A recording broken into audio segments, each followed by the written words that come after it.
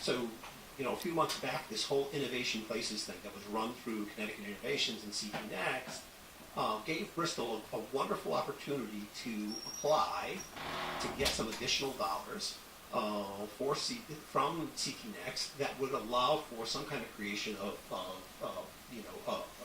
a development hub, an incubator hub, those kinds of things. Those were smart things. 15 communities do it, all of them. Merridon's in it. Middletown's in it. I mean, for God's sake, the Quiet Corner is in it. And Bristol, nothing. I mean, we didn't apply. Our state legislative contingent didn't make any noise about it. Nothing. These are lost opportunities. And when they're lost, they're lost. That's it. We can argue about them politically. We can make ridiculous comments that, oh, this is bad use of taxes, or, this is designed to bring poor people, or, whatever.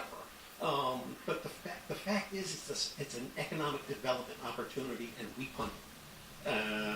And that's it. The game's over. And everybody else is going to take the credit and win. And New Britain's going crazy with it. They're having a blast. And I was just talking, this is understanding how our taxes work. We've paid now to invest in other cities because they took advantage of this, and we didn't. So that's our taxpayer dollar working for someone else and not for us. You are listening to The State of the City with Mike Anthony, brought to you by Rod's Restaurant, sitting down with Mike Nicastro and Dave Fortier. I'm looking at the Facebook Live posts, and some of it, they think we're focusing on the negative. Mike Euclid, BristolRoundup.com says, the BDA is doing great things. About the innovation grant, and I just want to circle back. Obviously, we're streaming live on Facebook. Sean wants to ask, isn't the Connecticut Innovations Grant a planning grant? What is the purpose of the use of the planning grant?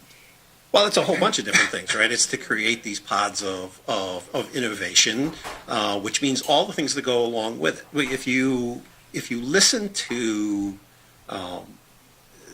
people who work in this environment, and you listen to where towns and cities in other states, because we can't use just Connecticut as the example, where they've had success, these kinds of concentrated innovation areas where they have incubators or group work facilities, they also have close by transportation and living quarters, right? Places for people to live. I mean, every study has borne it out. The millennial generation wants walkable, livable areas. They really don't want their car. I mean, I know a lot of people are screaming, yelling, I don't want buses, I don't want trains. Okay, well, but this generation does. Mm-hmm. And by the way, they need jobs.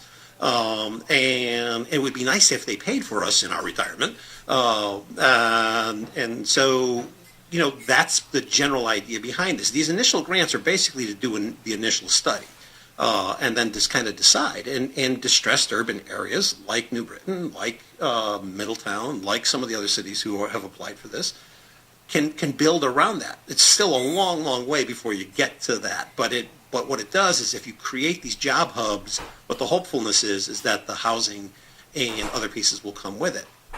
The transportation infrastructure, the state's in financial. We waste. Well, yeah, we did waste. We spent a lot of money on the busway, and with limited results. And I'm not anti-transportation, but we could have done a whole bunch of other things. Mm-hmm. Dave, any comments backlining off of what Mike just said? Or? No. Yeah. I wanted to focus more